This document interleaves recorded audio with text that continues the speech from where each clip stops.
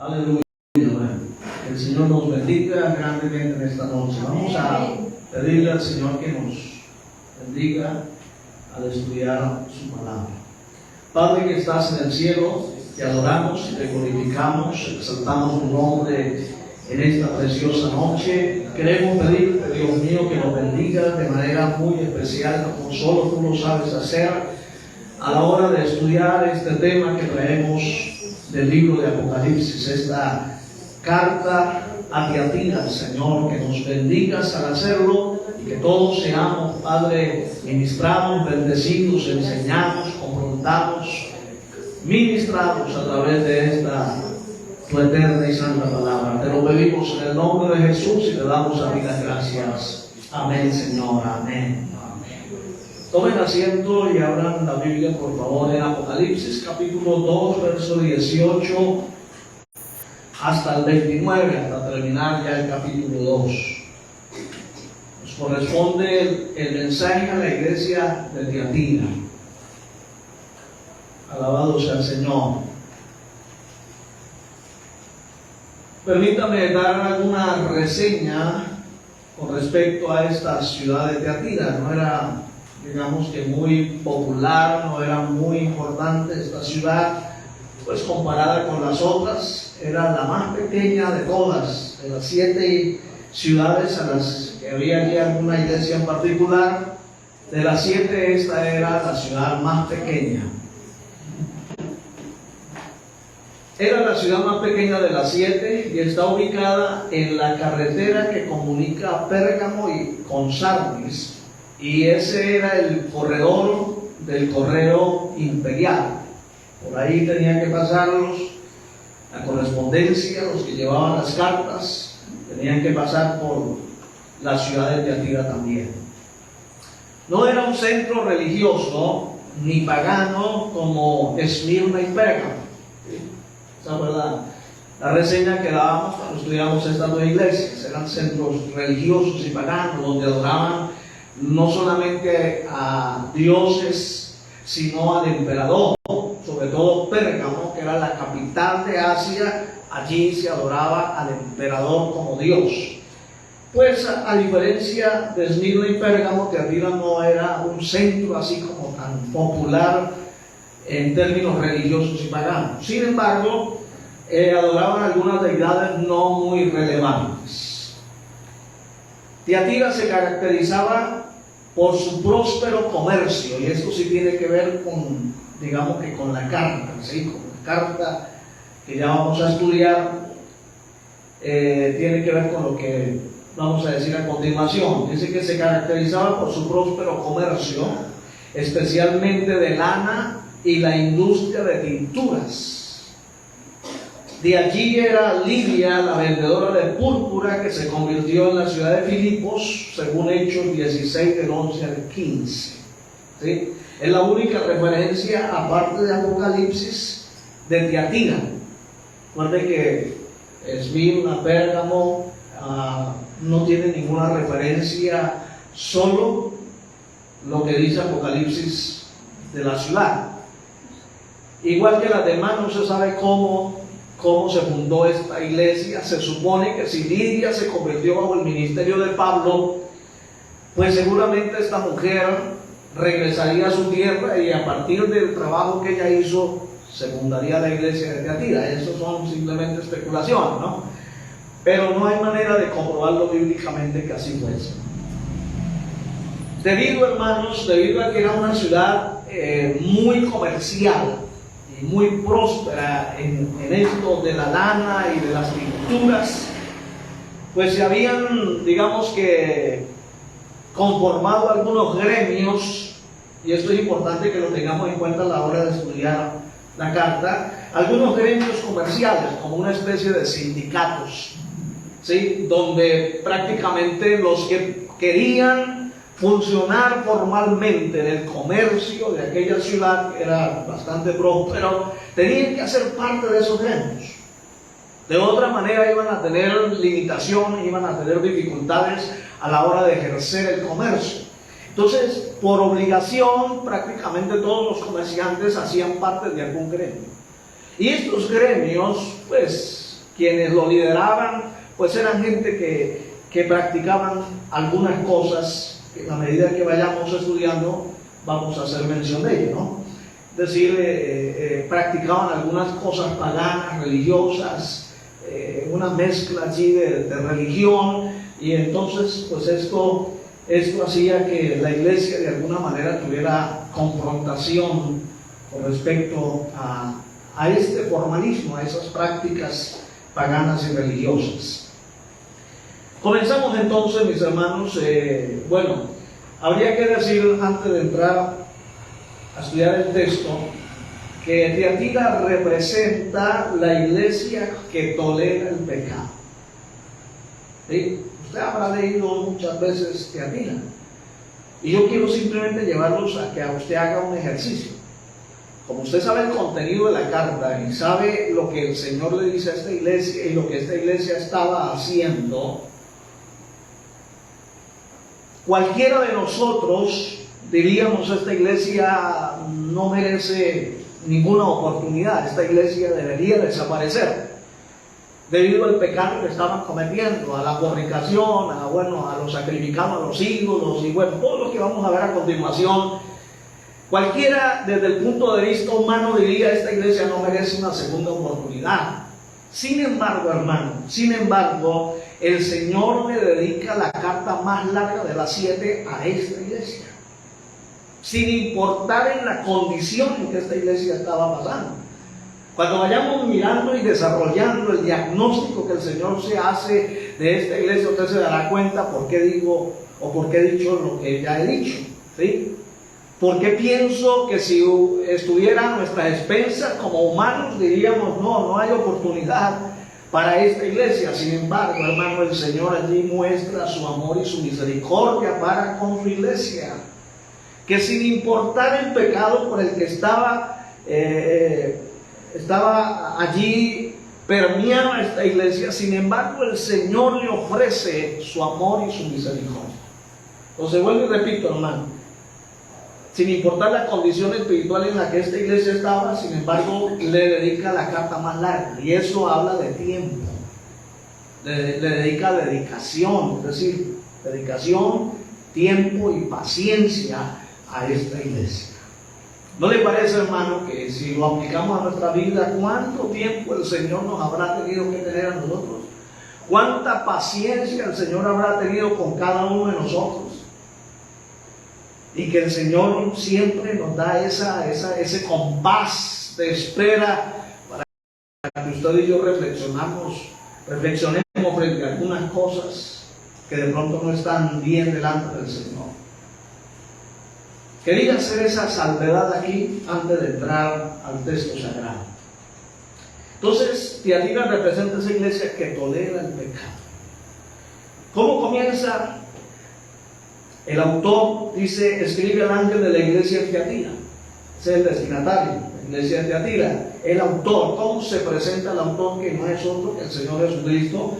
Dice: el Hijo de Dios. ¿Sí? Se le presenta a esta iglesia como el Hijo de Dios. ¿Y qué representa el Hijo de Dios? Pues, mi hermano, el carácter divino del Señor, ¿sí? Aquí el Señor se está presentando como el Dios eterno, como el Dios que es el dueño de la iglesia, como el Dios que gobierna la iglesia, el Hijo de Dios. Amén. Aleluya, su carácter divino, su carácter, su deidad, su majestad, bueno, todo lo que tiene que ver con el carácter de Dios.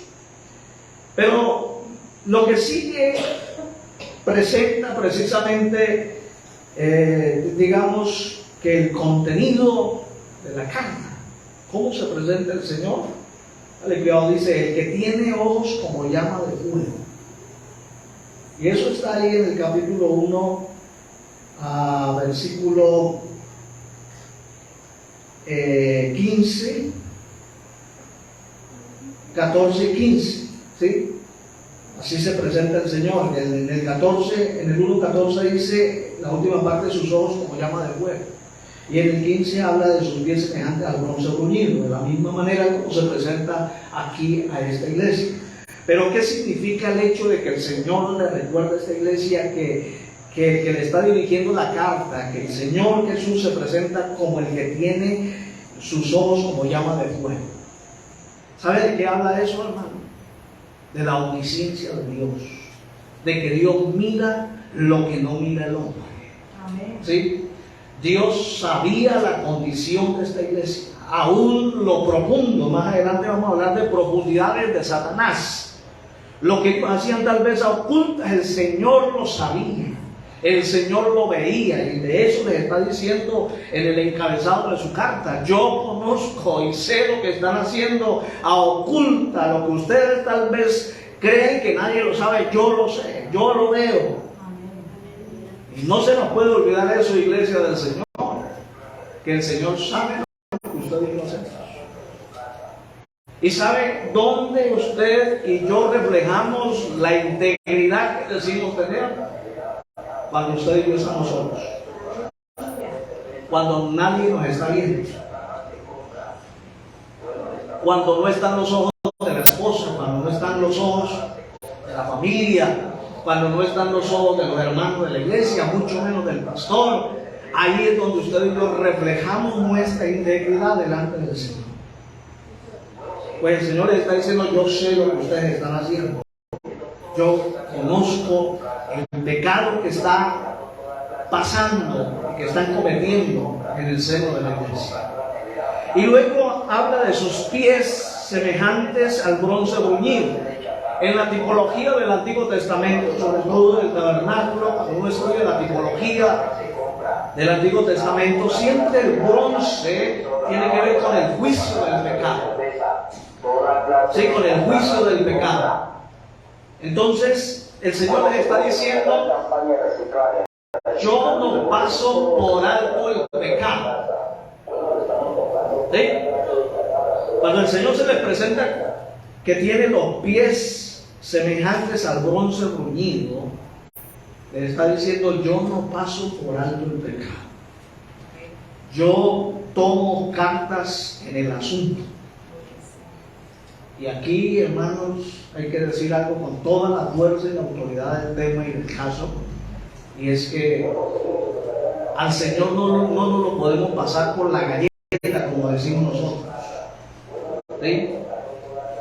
Cuando usted y yo, o cuando alguien deliberadamente comete un pecado, aunque no sea consciente, tiene que enfrentar las consecuencias de dicho pecado, porque el Señor no lo va a pasar por alto. Hay gente que cree que, como hemos hablado en algunos estudios anteriores, a veces creemos que vamos, pecamos y venimos y oramos, derramamos una lágrima de cocodrilo, un ayunito de mediodía, una buena ofrenda, y ya con eso ya creemos que hemos salvado las barcas. No, con Dios no se juega, hermanos. Dios es justo, y en este caso le está diciendo a esta iglesia: yo no paso por alto el pecado. El pecado trae sus propias consecuencias. Y ya vamos a mirarlo. Luego viene el diagnóstico que el Señor le hace a esta iglesia. Un diagnóstico bueno, también le hace un diagnóstico malo. Verso 19 viene el diagnóstico bueno. Mire lo que le dice el Señor a esta iglesia: yo conozco tus obras, y amor, y fe, y servicio, y tu paciencia, y que tus obras postreras son más que las primeras. Miren lo que el Señor está diciéndole a esta iglesia. Antes de desenmascararla, antes de sacarle a luz lo que estaban haciendo oculta, le está diciendo: yo conozco tus obras, sé el amor que ustedes me han tenido a mí y se han tenido los unos a los otros. El amor es completo aquí, no tanto solo el amor entre hermanos, sino el amor hacia Dios. El Señor está hablando bien de esta iglesia. El Señor veía que no era toda la iglesia, que era un grupo los que estaban cometiendo el pecado, pero que había en medio de la iglesia un grupo que lo amaba a Él y que se amaban mutuamente. Y exalta no solamente su amor, sino su fe. La fe aquí es fidelidad. Estaba exaltando a ese grupo fiel de la iglesia de Tiatira, que no se dejaron permear por el pecado y se mantuvieron fieles a pesar de los prejuicios que tal vez se enfrentaban a causa de su fidelidad al Señor. También exalta su servicio. Era una iglesia servicial, era una iglesia que demostraba ese amor en servicio hacia los demás, no solamente hacia el Señor, ¿cierto? Porque cuando uno ama al Señor, pues uno quiere estar cerca de Dios, entonces mantiene una disciplina en su devoción, en su vida cristiana, en su oración, en su búsqueda del rostro del Señor, en predicar, en enseñar, y lo hacemos con todo el amor al Señor por eso. Pero no solamente eso, sino que expresamos nuestro amor cuando servimos al prójimo, cuando servimos a la iglesia. Y esta iglesia el Señor la exalta, la alaba, porque expresaban ese servicio, se ayudaban mutuamente. A lo mejor esta iglesia expresaba su generosidad para con aquel que lo necesitaba, tal vez le suplían la necesidad al que estaba aguantando hambre, al que pasaba en una situación, buscaban la forma de cómo ayudarse mutuamente, y eso el Señor lo alaba, hermano. Qué bueno que el Señor alabe eso. Y tu paciencia, ¿sí? Tu paciencia, has soportado, has aguantado hasta este momento, a pesar de las dificultades naturales que un cristiano, una iglesia soporta en medio de este mundo, y más en esta época del comienzo de la iglesia cristiana. El Señor está exaltando su paciencia, su perseverancia, su capacidad de resistir ante los embates de la vida y mantenerse fieles al Señor por amor a Dios, hermano. Porque aquí hay que decir algo, y es que si usted y yo hemos perseverado en este camino, ha sido, entre otras cosas, por una razón: porque amamos al Señor. Amén. ¿Sí? Ese amor que le profesamos a Él nos lleva a soportar, porque sabemos que el Señor ha estado con nosotros, está con nosotros y estará con nosotros.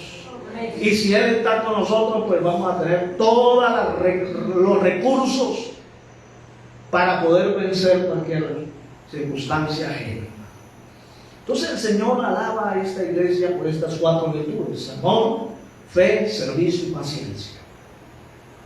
Me llama la atención, y es que el Señor saque tiempo y se ocupe para decirle a esta iglesia que estaba tolerando el pecado en su seno, y que no se va contra ella, sino que le dice: bueno, yo los alabo por eso, los exalto. Eso me da gozo y alegría de ustedes.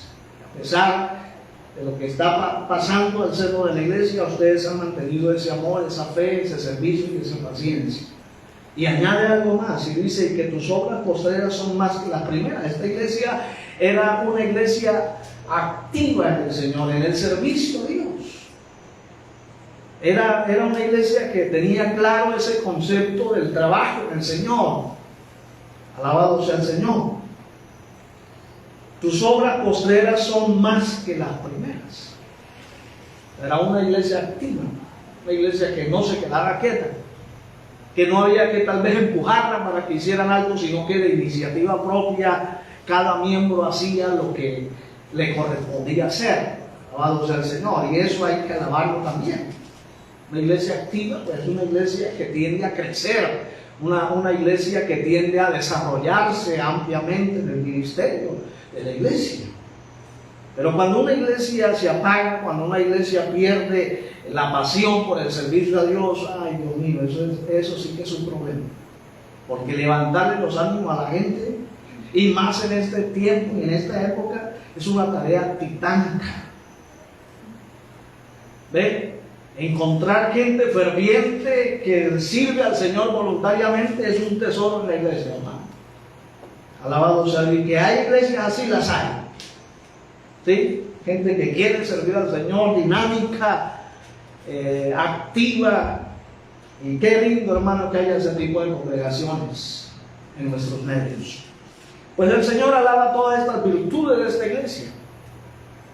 Pero luego viene el diagnóstico malo. No todo era bueno dentro de esta iglesia. Verso 20. Pero tengo unas pocas cosas contra ti. Y aquí comienza.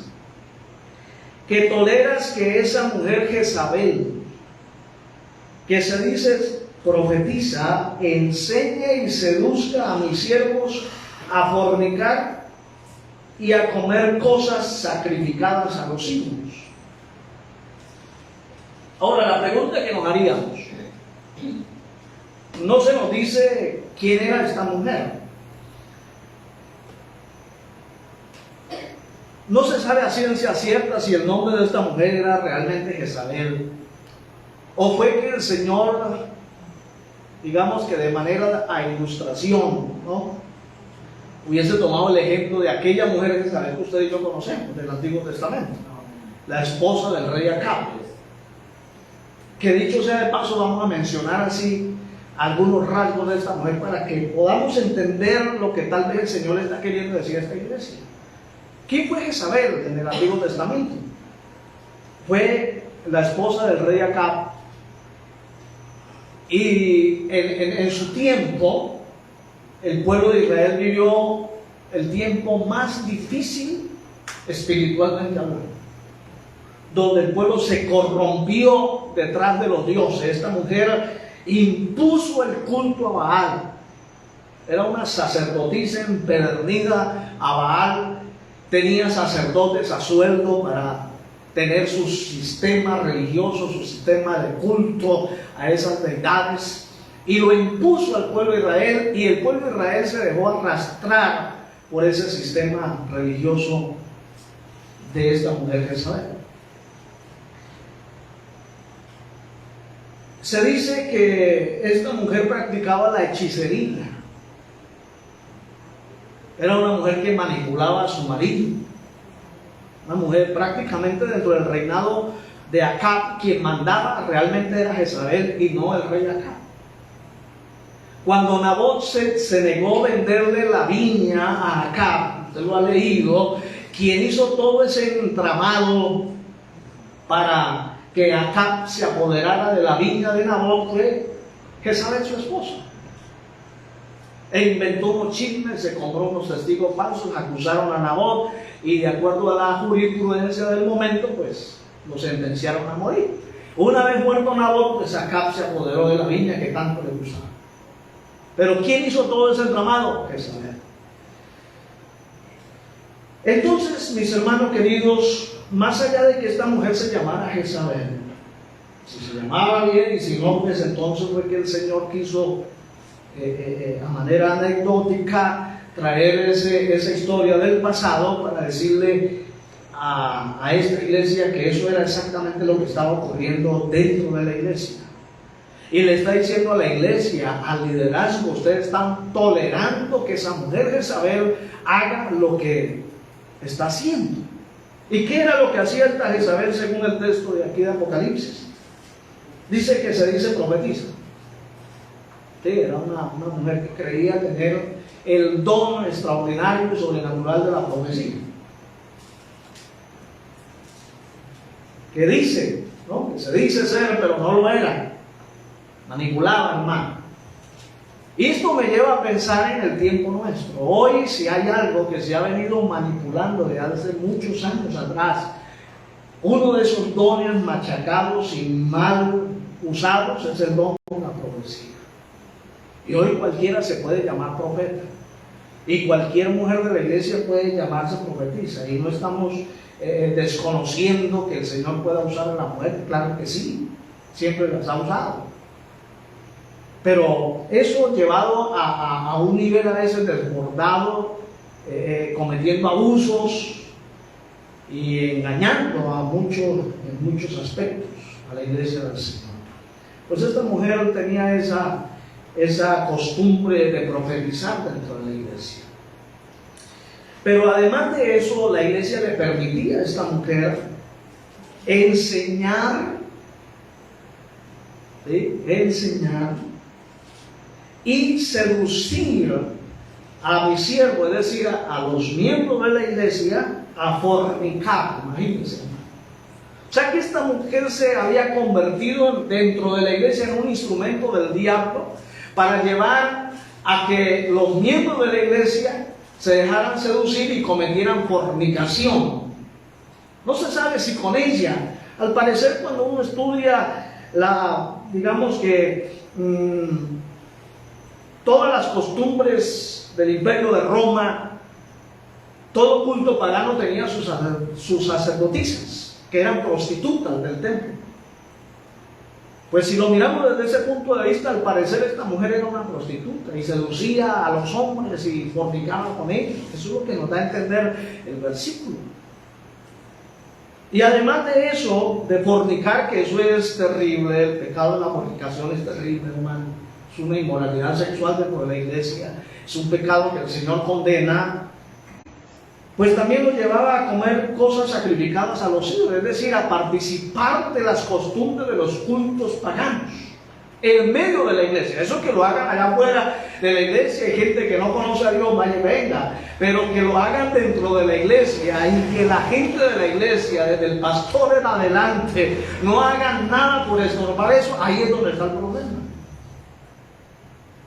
Ahí es donde está el problema. No estaban haciendo nada, por eso dice, tengo unas pocas cosas contra ti. Ustedes toleran el pecado dentro de la iglesia. Y como hablamos en la clase anterior, hermano, el pecado es intolerable desde todo punto de vista dentro de la iglesia. Quien quiera que lo haga. Pues el Señor está aquí de frente, le está diciendo a la iglesia, ustedes están tolerando ese pecado. Está dejando que esa mujer haga lo que quiera dentro de la iglesia y no hay poder humano que la detenga. Ahora, hermano, hay una versión antigua y algunos comentaristas se atreven a decir con respecto a esta versión que dice, y le voy a leer el versículo, dice que toleras que es tu mujer Jezabel. Entonces algunos se atreven a decir que esta Jezabel era la mujer del pastor. Bueno, yo no me atrevería a aseverarlo, porque no hay manera de decirlo, pero es lo que algunos comentaristas opinan. Y puede ser, hermano, para que el pastor se vea con las manos atadas. ¿Sí me hago entender, hermano? Era porque esa mujer ejercía influencia sobre la iglesia y sobre el liderazgo. Y si el Señor la apoda Jezabel, pensando en aquella Jezabel, esposa de Acab, pues yo creo que hay elementos para pensar que puede ser así como lo hemos dicho. ¿Sí?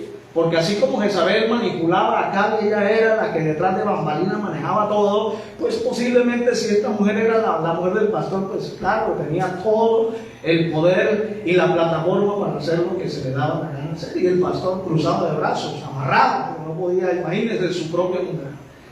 Pero bueno, hermano, cualquier cosa que fuera o que fuese la realidad, lo cierto es, hermano, que el problema era que esta iglesia, desde su pastor en adelante, desde el liderazgo en adelante, toleraban el pecado.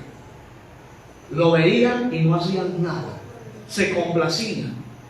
Tal vez se quedaban, vamos a decir, con lo bueno que hacían. Tal vez eran de ese tipo de personas que creían que el Señor les iba a pasar por alto el pecado porque servían, porque eran generosos, porque daban ofrendas, porque hacían esto, porque hacían lo otro, porque oraban, porque ayunaban, porque etcétera, etcétera, etcétera. Y usted y yo no podemos caer en ese error, hermano, de pensar que porque tenemos digamos que un perfil espiritual, mantenemos una disciplina en nuestra devoción con el Señor, eso nos da libertad para poder hacer lo que queramos. Amén. Y esto me lleva a decir una gran verdad, y es que no es suficiente mantener un dinamismo espiritual si no sabemos manejar el tema del pecado dentro de la iglesia. De nada sirve ser una iglesia que ora mucho, que ayuna mucho, que trabaja mucho, que evangeliza mucho, que predica mucho, si toleramos el pecado dentro de la iglesia. De nada nos sirve, hermano. Eso es lo que el Señor está diciendo a esta iglesia. Yo los alabo por eso, pero no estoy de acuerdo y me voy de frente contra ustedes por lo que ustedes están tolerando. Alabado sea el Señor. Entonces, ese diagnóstico malo nos lleva a mirar el panorama de la iglesia. Yo no sé si usted lo está mirando. Si usted está mirando esa pintura que se está ahí en ese cuadro pintando, cuadro oscuro, ¿sí? Que haya fornicación, que se estén sacrificando a los ídolos, es decir, que le estén adorando a Dios por un lado y por el otro lado estén adorando a los dioses, al paganismo, que estén haciendo parte de esos cultos mezclados con un sincretismo religioso y pagano. Pues eso no es nada halagüeño. Alabado sea el Señor.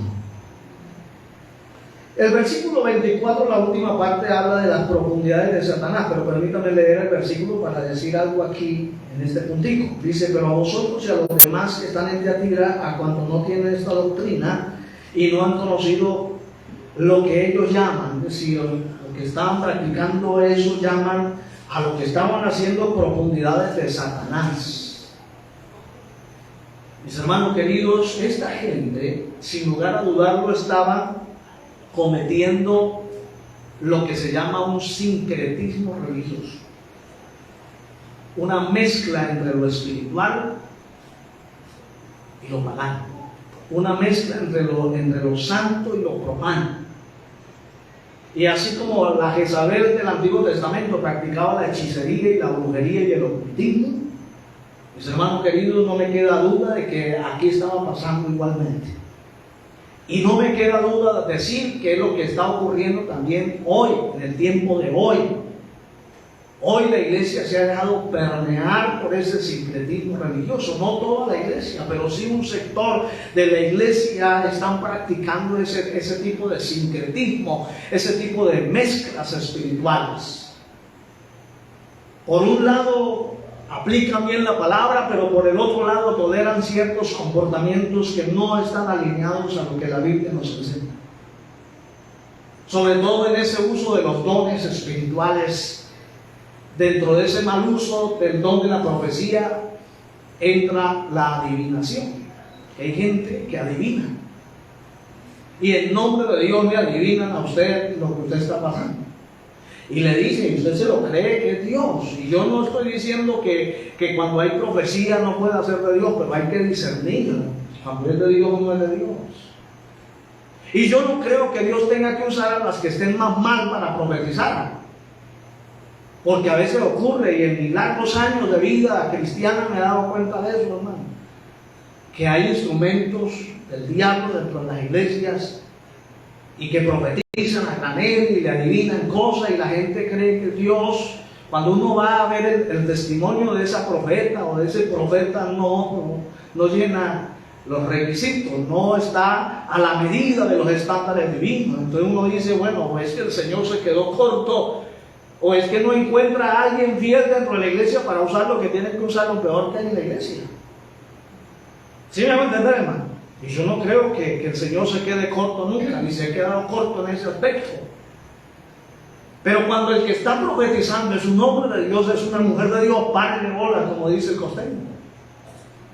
El que tenga oído para oír, que oiga, como dice aquí las cartas a Apocalipsis. Póngale atención a lo que el Señor está diciendo. Porque ese es un profeta de Dios, porque es un hombre, es una mujer de Dios íntegra. Pero cuando el testimonio está así como, y si es por ahí una fornicaria, una adúltera, o un adúltero, o un afeminado, porque es que hoy hay de todo dentro de la iglesia, hermano. Homosexuales, hermano, un montón de homosexuales dentro de la iglesia. Pues mi hermano querido, ¿cómo pretender que eso, lo que me esté diciendo, venga de Dios? De ninguna manera, ¿no? Allá hay alguien detrás de todo eso, que usted y yo sabemos quién es, las profundidades de Satanás. Mi hermano querido, para no alargarme en este punto porque quiero avanzar, pero sí debo decir lo siguiente.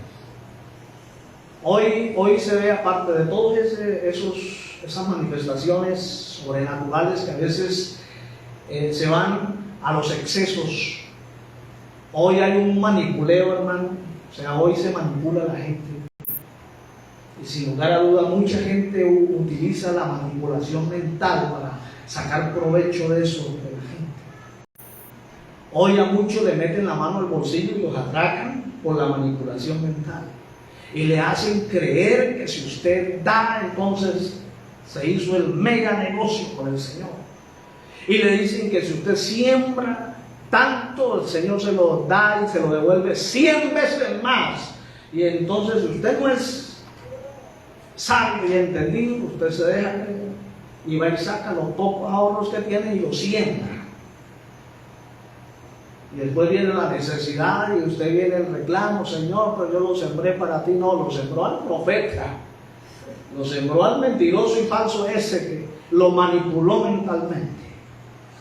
¿Sí me van a entender, hermano? Y en ese manipuleo está la iglesia de hoy. Y sacan provecho de esa ingenuidad en que la iglesia cae. Profundidades de Satanás. Hoy hay doctrinas de demonios por todo lado. Gente a veces practicando cosas ocultas. Pastores, ministerios practicando la regresión mental para supuestamente sanar un problema emocional de las personas. Eso es diabólico, hermano. Eso es satánico. Alabado sea el Señor. Y un montón de cosas que el tiempo no me da para mencionar. Pero todo eso tiene que ver con el problema que está enfrentando esta iglesia de Tiatira, y que sin lugar a dudas es lo que hoy se está viendo de una manera un poco más camuflada, más elegante, ¿cierto? Hoy presentan todo este movimiento como algo súper especial, y usted escucha a esos grandes apóstoles diciendo: es que el Señor me mostró, y el Señor me habló, y el Señor me reveló.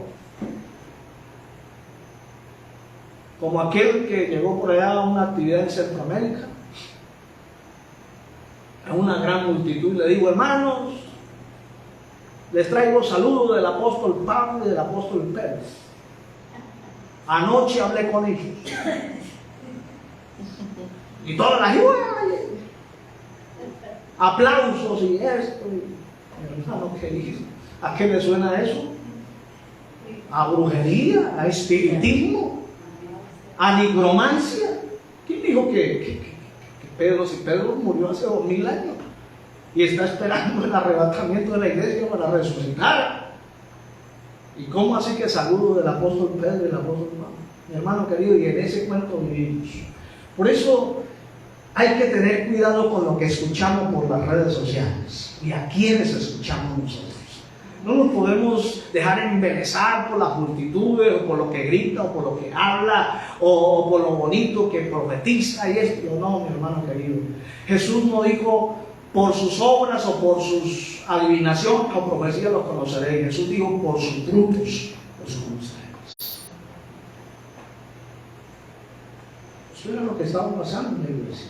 Y la iglesia toleraba ese tipo de cosas. Más allá de la fornicación, que se le puede dar una aplicación espiritual también, ¿cierto?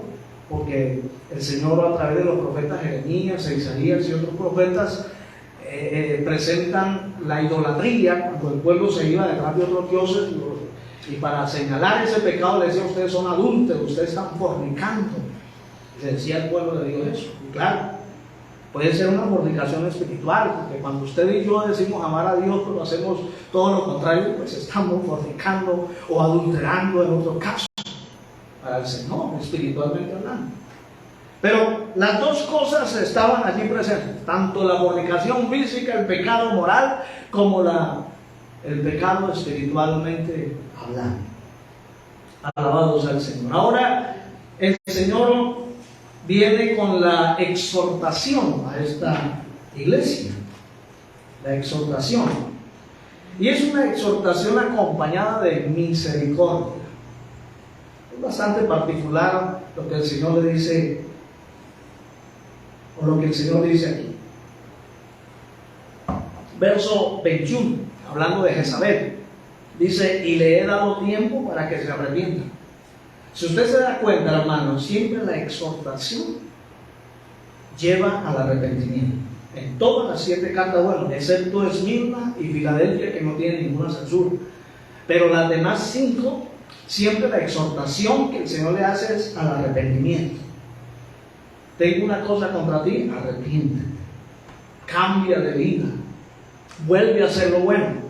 Pues el Señor está diciendo aquí: le he dado tiempo a esa mujer, porque el Señor, aunque nos está molestando, pero le está diciendo: yo he venido tratando con ella, y le he dado tiempo para que se arrepienta. Pero ¿qué pasa? Pero ella no quiere arrepentirse de su fornicación,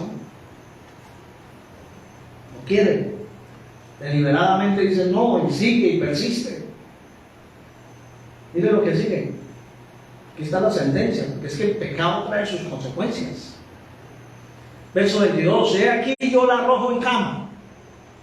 Se lo está diciendo, escúcheme bien, para que cuando suceda, entonces la iglesia tenga presente que ya el Señor se los había advertido. ¿Sí? Y como para decirles: con el pecado no se juega. Yo no tolero el pecado, ni comulgo con él. Y sin importar quién lo haga, mi juicio llega. ¿Cuál es el juicio aquí, hermano? Primero misericordia, pero como rechazó la misericordia, entonces viene el juicio. He aquí yo la arrojo en cama, y en gran tribulación. Y en gran tribulación a los que con ella adulteran. Es decir, no solamente a ella, sino a todo el grupo que está pecando con ella. A todos los que se han dejado permear por su pecado, van a entrar en gran tribulación. Y esta gran tribulación no habla de la gran tribulación que usted y yo conocemos, ¿no? Habla de aflicción, situaciones dolorosas que el Señor iba a permitir que esta gente pasara. ¿Por causa de qué? De su pecado y de no quererse arrepentir. Lo mejor que podemos hacer cuando el Señor nos advierte y nos dice arrepiéntete, es que arrepentir. Algo mejor que ustedes no podemos decir. Si nos resistimos a ello, pues el Señor dice: bueno, miren, desaprovecharon la oportunidad, pues tienen que subir las consecuencias de su mismo pecado. Alabado sea el Señor. En gran tribulación a los que con ella adulteran, si no se arrepienten de las obras de ella. Verso 23: y a sus hijos heriré de muerte. Bueno, al parecer esta mujer en particular tenía hijos, pero también podríamos pensar en los discípulos que esta mujer tenía. Todas esas personas que la seguían a ella ciegamente y que se prestaban para seguir diseminando el pecado que el Señor les hace referencia. Entonces, a sus hijos heriré de muerte. Y esa muerte, hermano, no es solamente una muerte física, es una muerte espiritual también. Porque si algo hace el pecado es matar la vida espiritual del creyente. El pecado lleva al creyente a sentirse que está indigno delante de Dios, y en vez de arrepentirse y en vez de acercarse a Dios, lo que hace es alejarse cada vez más. ¿No se da cuenta, hermano? Que aquel que por alguna razón de la vida le falla al Señor, el diablo se aprovecha de eso y lo hace sentir tan culpable, tan miserable, que dice: yo no merezco el perdón de Dios, y lo hace sentir que todo el mundo lo sabe y que todo el mundo lo va a condenar, y en vez de acercarse a la iglesia y al Señor, lo que hace es alejarse. Eso es lo que hace el pecado. Pero el Señor está diciendo: los heriré de muerte, puede ser física o espiritual, y todas las iglesias sabrán que yo soy el que escudriña la mente y el corazón. Oiga, hermano, como diciéndole: cuando esto suceda, ustedes van a saber que yo no hablo por hablar simplemente. Yo no soy, a mí no me pueden, vamos a decir, agarrar de jueguito, ¿no? Yo soy serio en mis cosas, y las cosas conmigo son serias. Amén, hermano. Amén. Cuando usted y yo escogimos este camino, a lo mejor no teníamos todo el conocimiento a lo que nos estamos enfrentando, pero por el ir y venir de la vida, los años han pasado, ahora tenemos conciencia y sabemos a qué nos estamos enfrentando. Y por eso las cosas del Señor hay que tomarlas en serio, con una responsabilidad enorme. Y sabrán toda la iglesia que yo soy el que escudriña la mente y el corazón, y os daré a cada uno según vuestras obras. Hermano querido, vuelvo y repito, el pecado trae sus propias consecuencias. Nadie peca y sale bien librado. ¿Sí? Si bien es cierto, el Señor perdona, pero hay consecuencias que las tenemos que sufrir por un tiempo, si no el resto de la vida. Yo conocí a un joven, se levantó conmigo y algún día se le dio por irse al mundo y pecar, pecar y pecar. Y estando en esa vida lejos de Dios, adquirió el virus del SIDA. Luego con los años volvió a la iglesia, se reconcilió, fue fiel al Señor y hoy está en la presencia del Señor. Consecuencias del pecado. Y así por ese orden podríamos pensar muchas cosas.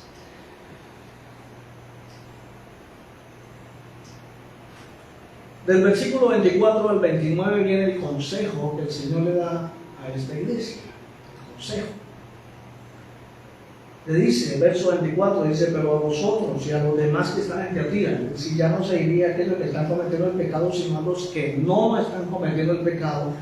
¿Qué le dice? A cuantos no tienen esa doctrina, es decir, a los que no están de acuerdo con lo que esa mujer enseña, ni mucho menos practican lo que ella les dice que hagan, y no han conocido lo que ellos llaman las profundidades de Satanás, es decir, no se han dejado permear por esa doctrina y enseñanza diabólica y satánica. Yo os digo, no os impondré otra carga, es decir, no les voy a poner una carga más allá de la que ya les he dicho. Ustedes me aman, son fieles, sirven, tienen paciencia y son dinámicos. No les voy a poner otra carga más que eso. El verso 25 les dice, pero lo que tenéis, es decir, eso bueno que tienen, reténganlo o retenerlo hasta que yo venga. Ese es el consejo, hermano. Generalmente pasa así. Generalmente pasa de que en una iglesia hay gente fiel, que creo que es la mayoría, pero no deja de haber esas excepciones dentro de las iglesias.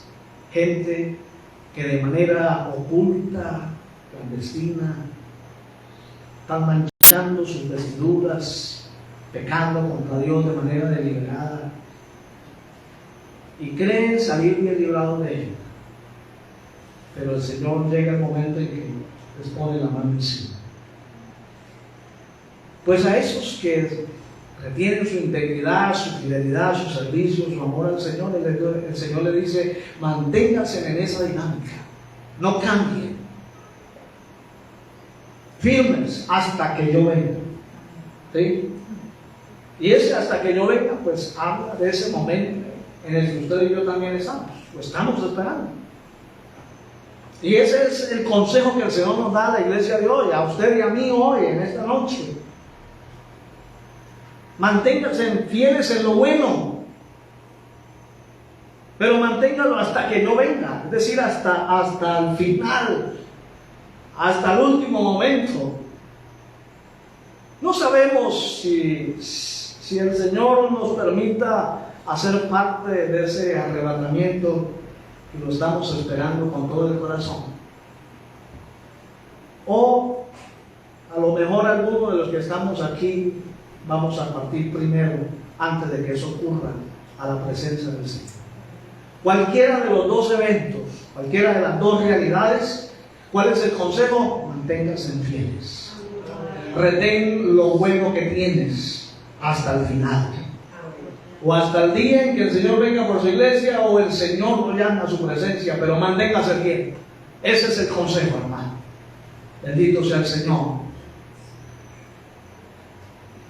Y el verso 29, pues es el consejo general, dice: el que tiene oído, oiga lo que el Espíritu dice en la iglesia. Ese es el consejo de siempre.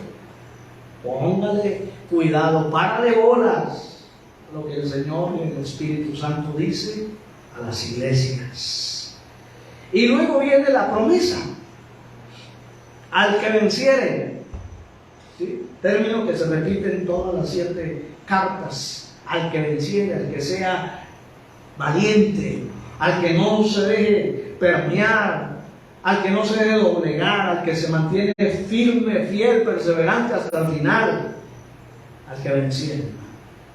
Porque dicho sea de paso, este camino es para valientes. Amén. Amén. ¿Cómo encabeza Apocalipsis 21:8? Pero ¿lo han leído? 21:8. Pero los cobardes, miren cómo encabeza ese listado. Los cobardes e incrédulos, y bueno, ahí sigue: no heredarán el reino de los cielos. ¿Quién encabeza eso? Los cobardes. Pregunto en esta noche: ¿habrá aquí algún cobarde? Todos somos valientes. Bueno, gloria a Dios por eso, hermano. Pero el que venciere y guardare mis obras hasta el fin, es hasta el fin, no es hasta la mitad del camino, ni hasta cuando yo me sienta como cómodo y saque yo provecho de ahí, no, es hasta el fin, hermano. Aun cuando usted y yo no sintamos nada, es hasta allá, hasta el fin, hermano. Pero hay que seguir siendo fiel al Señor. Amén. Amén. Aun cuando el agua nos esté dando hasta las narices, hay que ser fiel al Señor hasta el fin. Y guardaré mis obras hasta el fin. Yo le daré autoridad sobre las naciones. 2 cositas y ya terminamos en esta noche. Esta es la promesa. La promesa de que le daré autoridad sobre las naciones, verso 27, y las regirá con vara de hierro, y serán quebradas como vasos de alfarero. Pero yo también la he recibido de mi Padre. Es decir, hermano, una promesa de que si vence, el Señor va a hacerlos partícipes de su gobierno. Entonces, vamos a decir, esto hace parte de esa teología de la doctrina del reino milenial. El Señor va a gobernar con su iglesia, ¿sí? El Señor va a hacer partícipe a su iglesia del gobierno de los 1000 años. O sea, cuando el Señor establezca su reino milenial en esta tierra, pues quienes van a participar activamente de su gobierno, sus inmediatos colaboradores, será la iglesia. Eso está claro dentro de esa doctrina del milenio, y es lo que el Señor está diciendo acá. ¿Sí? Les daré autoridad sobre las naciones, las regirá con vara de hierro. ¿Quién va a gobernar con vara de hierro a las naciones? Cristo. Los regirá con vara de hierro, y eso no habla de un autoritarismo, ¿no? De los dictadores que hoy tenemos. No. Habla de autoridad. ¿Sí? Cuando usted vea vara de hierro, habla de autoridad. El Señor va a gobernar el mundo con autoridad. No va a permitir lo malo, porque Él es el Rey de Reyes y el Señor de Señores, y tiene todo el derecho de gobernar como Él quiere gobernar. Amén. Lo lindo aquí es que si usted y yo vencemos, el Señor nos va a tener en cuenta. ¿Cómo? No me pregunte cómo, no sé. Pero que lo dice la Biblia, sí lo dice y lo enseña las Escrituras. Amén. Vamos a ser parte del gobierno de Cristo. Y la otra promesa que le hace a esta iglesia, de hecho nos la hace a todos nosotros, verso 28, y le daré la estrella de la mañana. Esto no es otra cosa, hermano, que estar con el Señor. Quiero terminar leyendo Apocalipsis 22:16.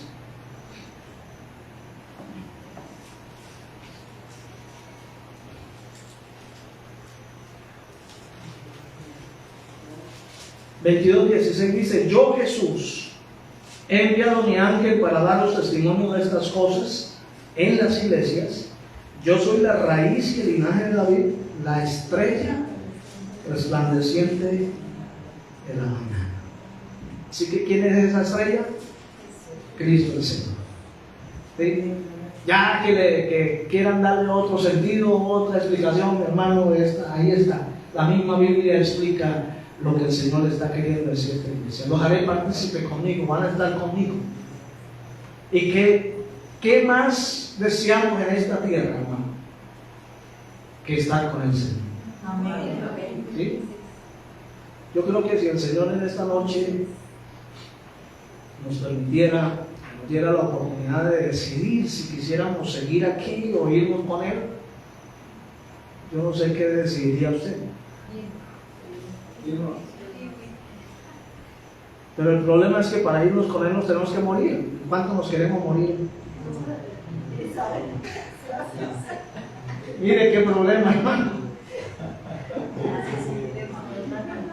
¿Por qué tanto rechazo natural a la muerte? Si la muerte es la puerta que se nos abre para estar con el Señor. Y termino explicándoles el porqué, hermano. Póngame cuidado, hermano. ¿Saben por qué nosotros le tenemos ese rechazo natural a la muerte? Porque desconocemos a cabalidad lo que hay más allá de lo que estamos viendo. Porque si el Señor nos permitiera ver lo que hay allá, lo que el Señor ha preparado para nosotros, bueno, todas las bellezas que encontramos en la Biblia para usted y para mí, seguramente le diríamos: Señor, ahora sí me voy contigo. Pero como lo único que conocemos es esto, hermano, estamos tan aferrados de manera natural a esto que vemos, que por eso es que por más que amemos al Señor y digamos queremos estar con Él, no nos queremos ir todavía. Algunos dicen: no, yo espero más bien al arrebatamiento de la iglesia. Pero la verdad es que algún día nos toca enfrentar la muerte, querramos o no querramos. Así que ¿por qué no ver desde ese filtro, desde esa óptica de la esperanza? De saber que ese es el único medio, aparte de que si el Señor decide venir por su iglesia, que nos va a permitir estar con el Señor. Porque si aquí hemos militado 30 y pico de años amando al Señor, hermano, usted se puede imaginar lo que significa estar frente a Él.